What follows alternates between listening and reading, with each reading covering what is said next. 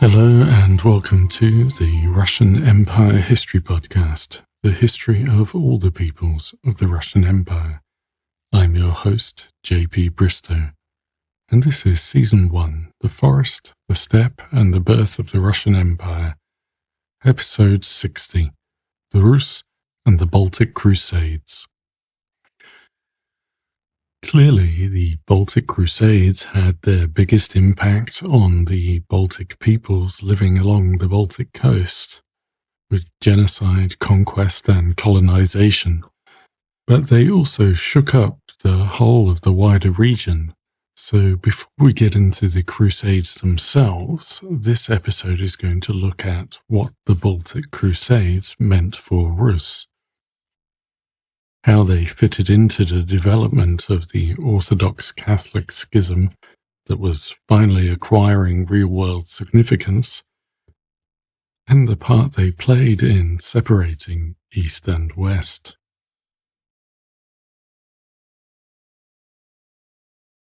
In the traditional Russian historiography, when the Northern Crusades began, Rus already existed as a strong state that controlled or influenced the Baltic region. The Baltic region is perceived as a territory into which Rus and then Russia would naturally expand, and therefore the Germans, or anyone else looking east, were naturally aggressive towards Rus. The Orthodox Church also developed a tradition in which the Pope and the Catholic Church was a powerful and ruthless institution standing behind Western aggression. In this tradition, the pagan peoples of the Baltic were too weak and insignificant to be the true target of Western aggression. Instead, the aim of the Western Crusaders was to thwart the spread of orthodoxy and make the region Catholic. This hypothesis has underlaid much of the history written about this period and peaked in the post-war period, when German aggression against Russia, somewhat understandably, became something of an assumption. It has, however, led to some rather absurd outcomes. Archaeologists working on Novgorod have explained a fall in the presence of some goods imported from Europe as being due to Western aggression in the Baltic. If there is no drop in other goods, that is explained as the Rus managing to resist Western aggression. Western aggression itself remains a constant. Elaborate theories have been constructed about papal plans to conquer Rus, and failing that, to surround it with Catholic territories. This involved establishing a papal state in the Baltics, working with the Mongols to attack the Rus from the rear, and then working with pagan Lithuania, which apparently could become a good ally even if it was not converted. In this narrative, the Baltic Crusades are not local conflicts, but part of an epic battle between East and West, caused by the irreconcilable differences between the Orthodox and Catholic churches, in which Rus resistance laid the foundations of Russia's unique and distinct identity.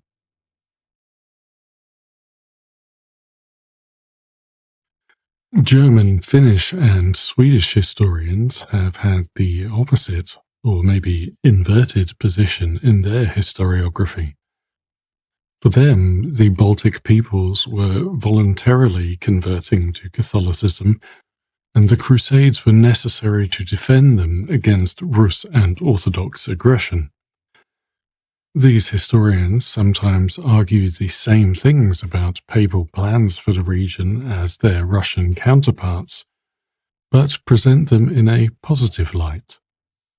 They also argue for some kind of innate Germanness of the Baltic peoples, and therefore that the Germanification of the Baltic is natural and good, in contrast to their Russification.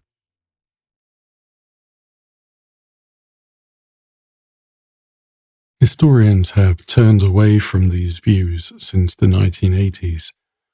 This has been the result of wider trends in historical revisionism and changing attitudes to empire and religion, and of course to the Baltic states recovering their independence and their attempts to assert their own views of history.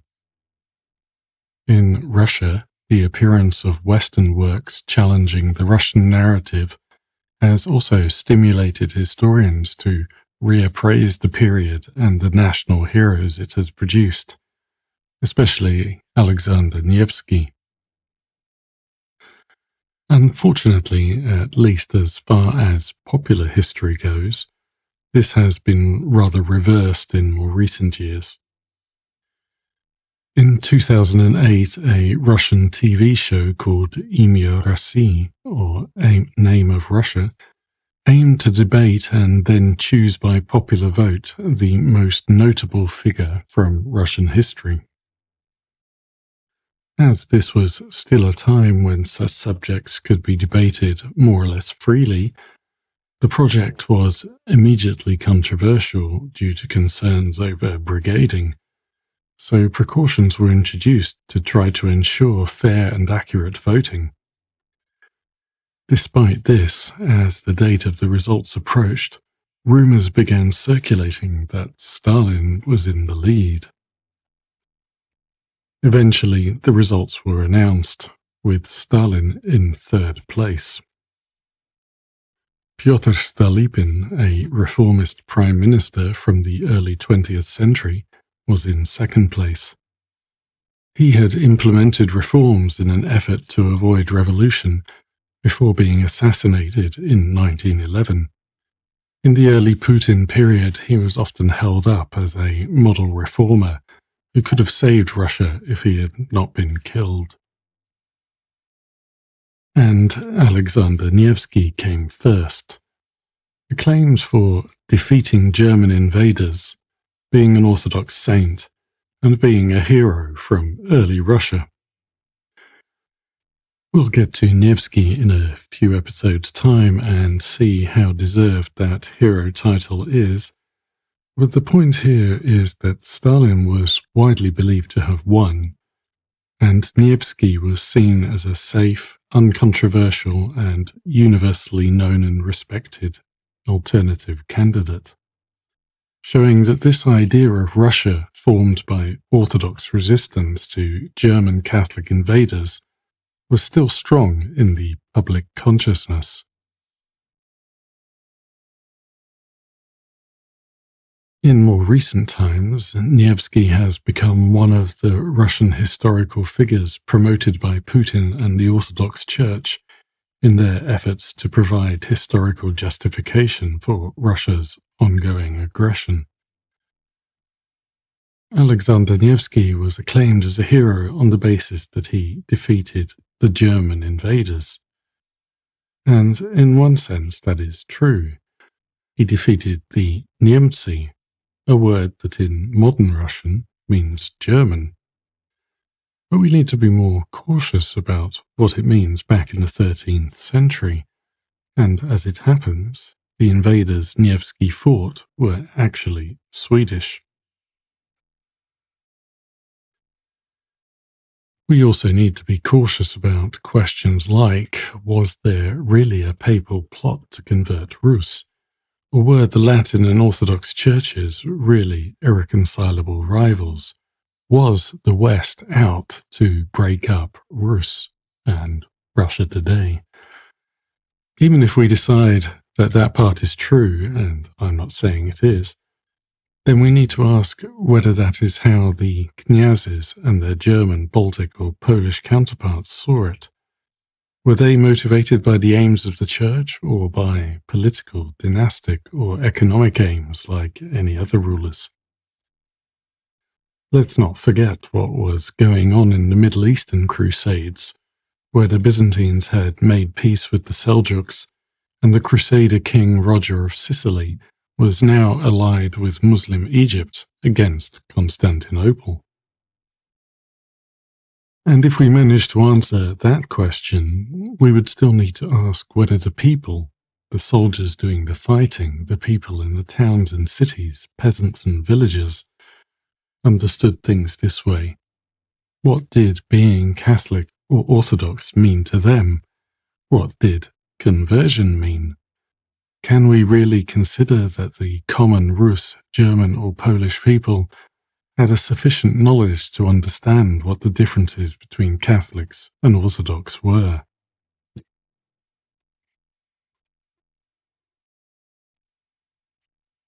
We can fall into a trap of thinking of past times as highly religious compared to our own, but this is not necessarily true.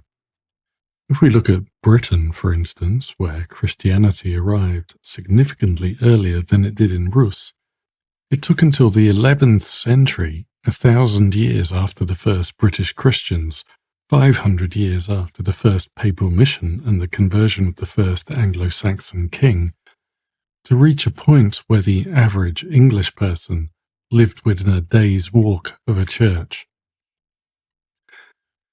So it is reasonable for us to also be cautious about the depth of Christianization in Rus just a couple of centuries after Vladimir the Great.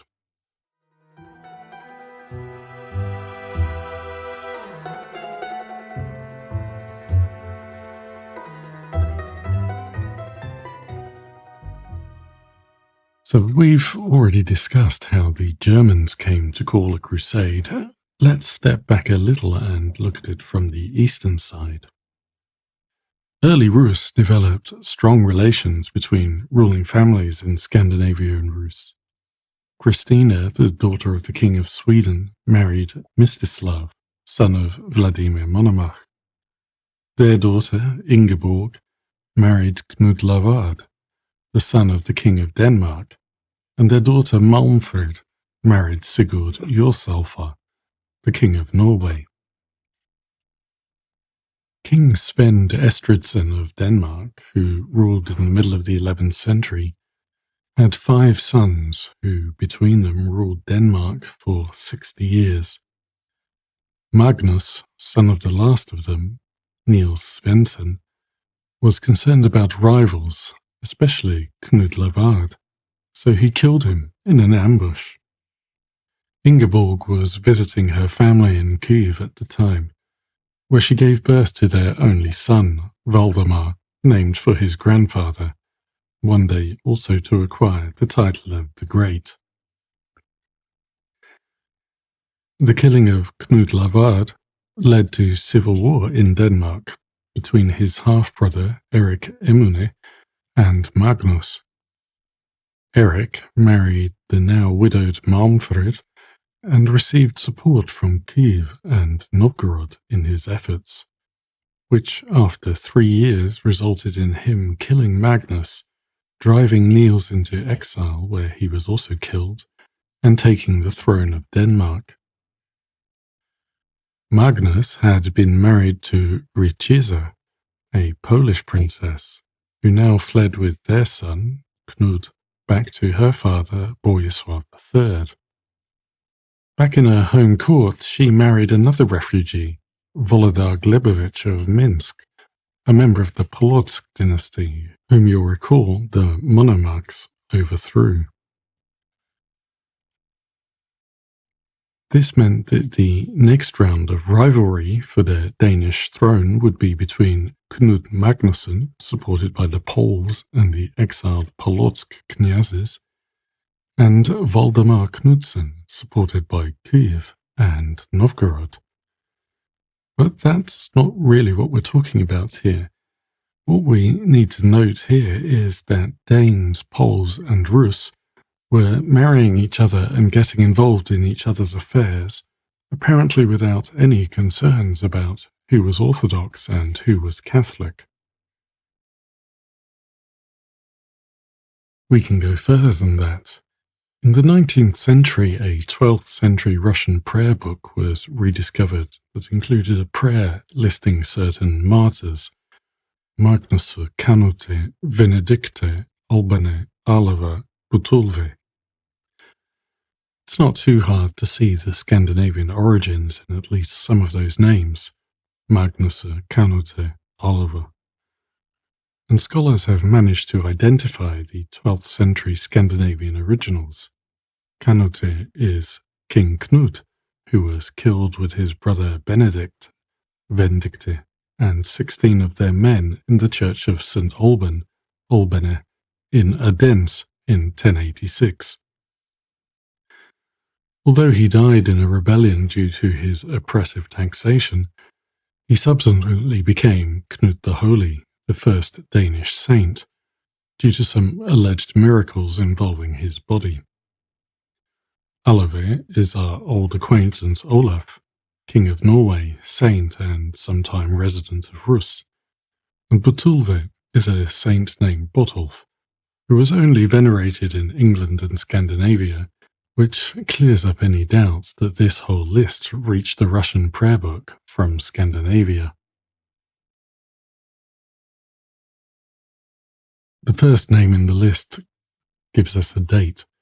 Magnusr was Magnus Erlendsson, the Earl of Orkney, whose cult was inaugurated on 13th of December 1135. These saints were probably added into Russian prayers in connection with the marriages of Ingeborg and Malmfrid to Scandinavian rulers who were related to these saints. But the key points for this discussion is that in the period right before the Crusades, the Orthodox Church in Novgorod appears to have been quite happy to accept Catholic saints as part of its services. They still saw themselves, as we've previously heard from Christian Raffensperger, as part of a single Christian community. This community would break down swiftly once the Crusades began, and one of the ways we can see this is in the use of that word, Niemcy.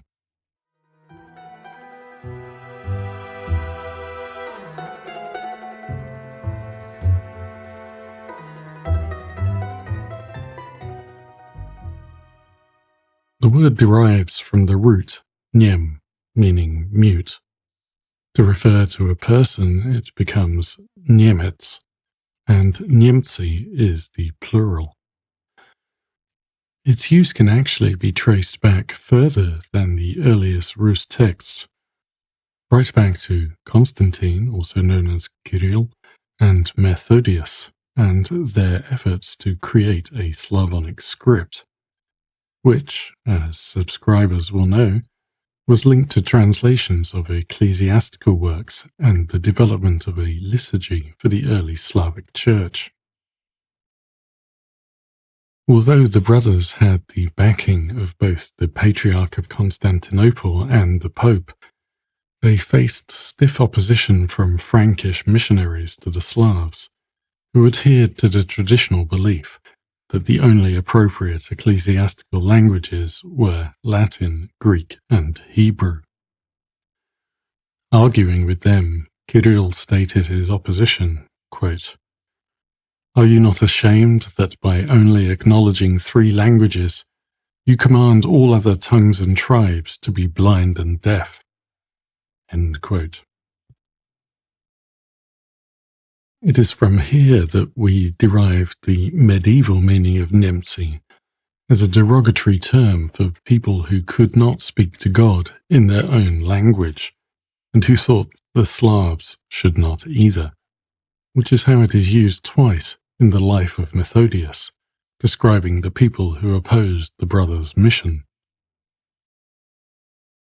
Niemcy appears in the Tale of Bygone Years, back when Vladimir is choosing his religion and is visited by Muslim Bulgars, Jewish Khazars, Christian Greeks, and Niemcy from the Pope. The Niemcy are the opponents of the Orthodox Church.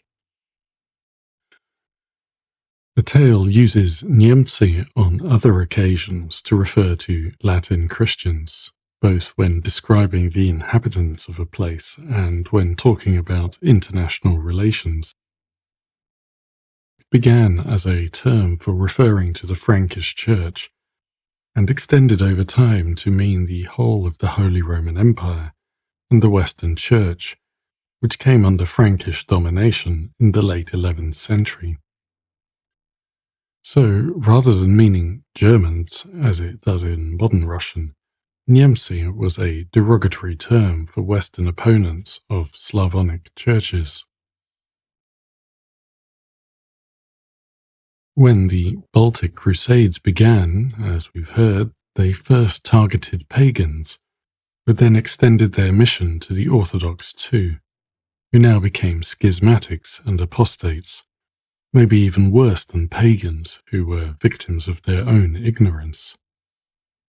A Rus response was natural, and part of it was in the form of extending the term Niemcy to all their enemies in the northeast, and, as historian Alan Murray says, ceasing to think of their neighbours in ethnic terms. The old words Don, Sve and Sum, which meant Danes, Swedes and Finns, fell out of use to the extent that they simply disappeared entirely. In a couple of centuries' time, when Russians once again need to distinguish between these nations, they adopt new terms, Dachani, Shvedi and Finni, borrowed from German and Swedish.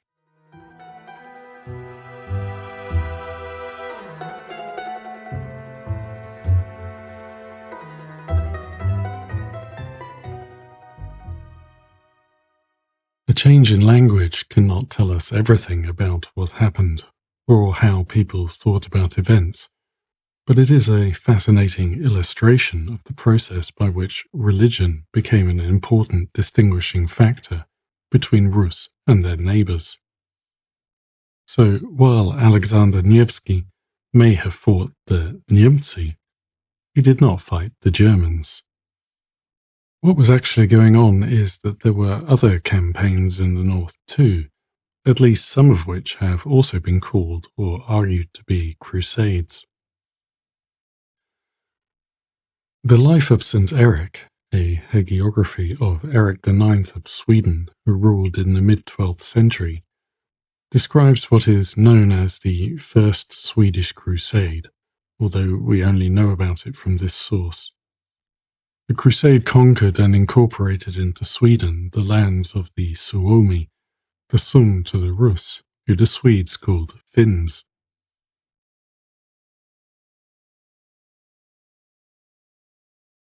"50 years later, Birger Magnusson led the Second Swedish Crusade against the Hamme, or Tavastians, the Finnic tribe inhabiting southern Finland.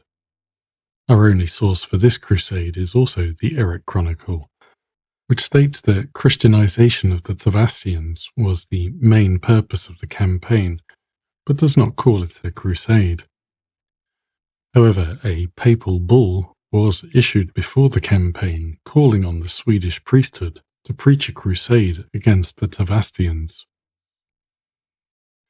It was following this successful campaign, which took the Swedish borders right up to the edge of Novgorodian lands, that the Swedes launched their expedition to the Neva, where they were defeated by Alexander Nevsky. The failure of that campaign did not diminish Swedish ambitions. By the 1280s, they were pushing further into western Karelia and clearly aiming to conquer the whole isthmus. Success would have put the Swedes in control of Novgorod's trade with Western Europe. However, several attempts proved unsuccessful. The Chronicle describes the campaigns in a reasonable amount of detail. It does not call them a crusade, but it does consistently refer to Swedes as Christians and the Rus as pagans. When the Swedes received complaints from Hanseatic merchants angry at the impact on trade with Novgorod, however, they did justify their actions by claiming that they were fighting a holy war. Under pressure from the Hanseatic League and Denmark, Sweden concluded a peace treaty with Novgorod, governing their activities in Karelia in 1323. But a couple of decades later, King Magnus II was inspired by a mystic named Birgitta, who claimed to be the spokeswoman of the Virgin Mary, to declare a fourth Swedish crusade. Birgitta scolded the king for fighting other Christians, that is, the Danes, instead of the infidels and pagans to the east. Magnus first sent emissaries to Novgorod, asking them to send their philosophers to a theological debate to determine whose faith was best. Both parties would accept the outcome and agree to follow the winner. Otherwise, he said, he would attack them. The Novgorodians were rather confused by this approach. They told Magnus that he should have his debate with the Patriarch of Constantinople, not them, and that they would be happy to negotiate any other issues. Magnus said that there were no other issues and immediately invaded, baptizing the locals as he went. Unfortunately, the Swedes proved unprepared for the rapid onset of winter, and they were caught out and forced to surrender before going home in shame. The chronicle does not say whether Magnus took this as a sign from God. Magnus had kicked off his campaign of his own accord, but he did write to the Pope once it was underway and received several papal bulls in support. The bulls state that the aim was to convert the Karelians and Ežorians, and that it was directed against the Rutheni, Catholici fidei inimici, the Russians, enemies of the Catholic faith. The Pope's position here seems considerably more hostile than Magnus and Birgitta's.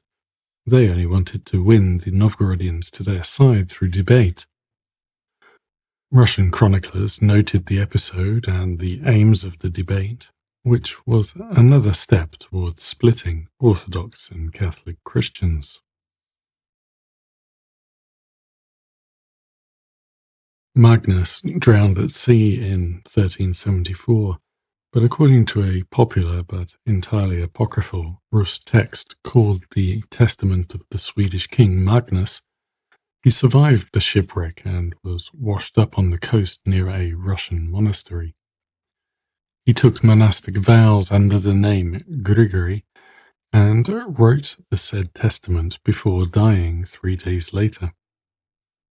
In it, he orders the Swedes to stop attacking the Rus, or they would be punished by God. The testament was copied into the Rus chronicles. Our sources for the period, therefore, show us a significant breakdown in the relations between Rus and Scandinavia that is driven by campaigns, whether called crusades or not, that have a strong religious component. Where the evidence suggests that there was previously a sense of religious community, Scandinavian sources come to stigmatize the Rus as pagans or infidel, while for the Rus, their neighbors all become Niemcy.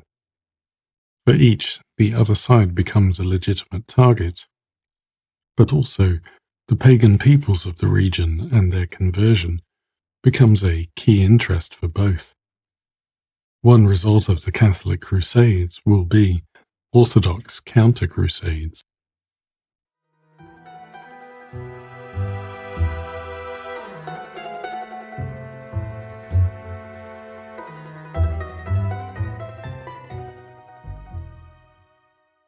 The impression that the Crusades brought Rus into conflict specifically with the Germans is also exacerbated by the fact that our main source of information is a chronicler by the name of Henry of Livonia.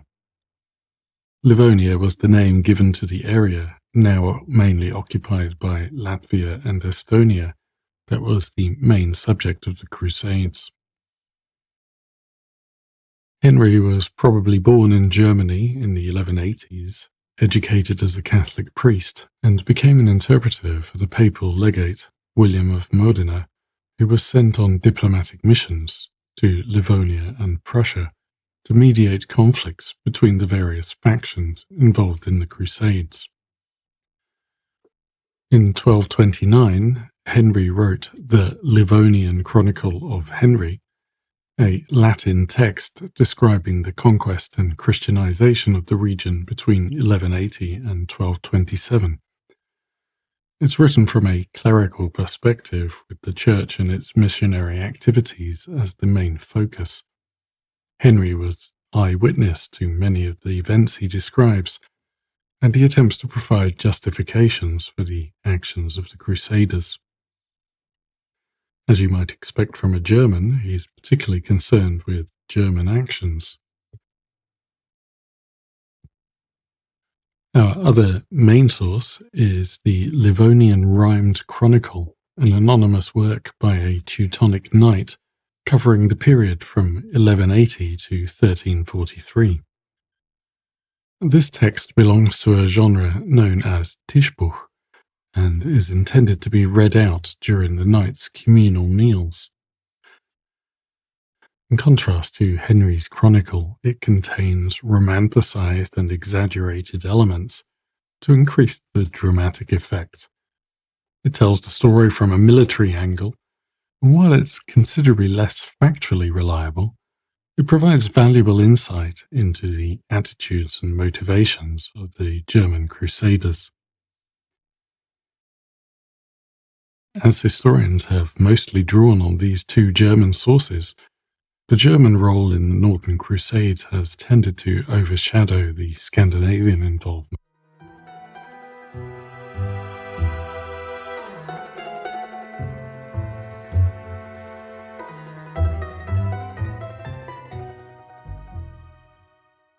On the Rus side, our main sources are, of course, the chronicles, and especially the Novgorod Chronicle. The Pskov Chronicle is also important, but it was written later, after the events of most of the Crusades, while the Novgorod Chronicle is contemporary. We also have some anti-Catholic polemical literature, but scholars regard this as a foreign import from Byzantium. It would have been brought to Rus by the Kiev metropolitans, who were Greeks, and the clergy that they brought with them. In the 13th century, as Rus drifts away from Constantinople towards a native ecclesiastical hierarchy, these works gradually disappear. We do not have any evidence that there was a receptive audience for these polemics before the Crusades.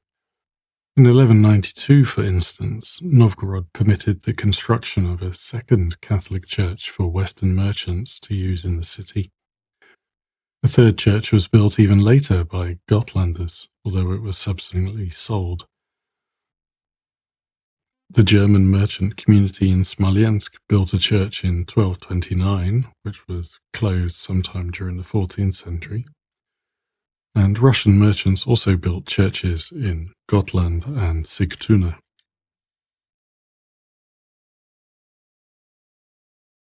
There was a shift in the pattern of trade over the crusading period. While there had previously been a two-way traffic of Rus merchants travelling through the Baltic and Western merchants travelling to Novgorod, in the second half of the 13th century, Rus merchants seem to have stopped travelling into the Baltic. However, historians do not see this trend as determined by the religious conflict. Rather, it was the development of the cog type of ship by the northern seafaring nations. Cogs had considerably higher cargo capacity than the traditional Rus ships, with a shallow draft for river travel. It therefore became preferable for Rus merchants to travel to ports on the Livonian coast to consolidate cargo for shipping by sea, or to break down import shipments for inland delivery.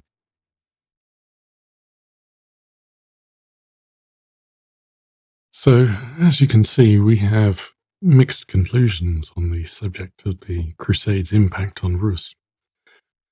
On the one hand, we can look at the relations between Rus and its Western neighbours in the 12th century and in the 14th century and see that there appears to have been a major shift, creating a division between East and West, Catholic and Orthodox, that had not previously existed. We have people like papal diplomat Henry of Sigusio claiming that a war against schismatics was more justified than one against the Saracens, because unity of the Church should be achieved first. This idea originated in the Middle Eastern Crusades, where the Latin Church came to see Byzantium as the main obstacle to fighting the Saracens. But after the Fourth Crusade and the conquest of Constantinople, the idea of fighting schismatics spread through Europe hand in hand with the conquest of pagans. On the other hand, Livonia is a long way from Rome, and the Pope had limited influence. The main driving factors behind the Crusades were local considerations in Scandinavia and northern Germany. Obtaining the covering legitimacy of a crusade was a political tool employed by local rulers when they needed it. Therefore, it appears that the development of a Catholic versus Orthodox framework was a development from the Crusades rather than a cause. Join me next episode as we look at another player in Livonia and the Baltic, the Hanseatic League. Thank you for listening, and until next time, bye.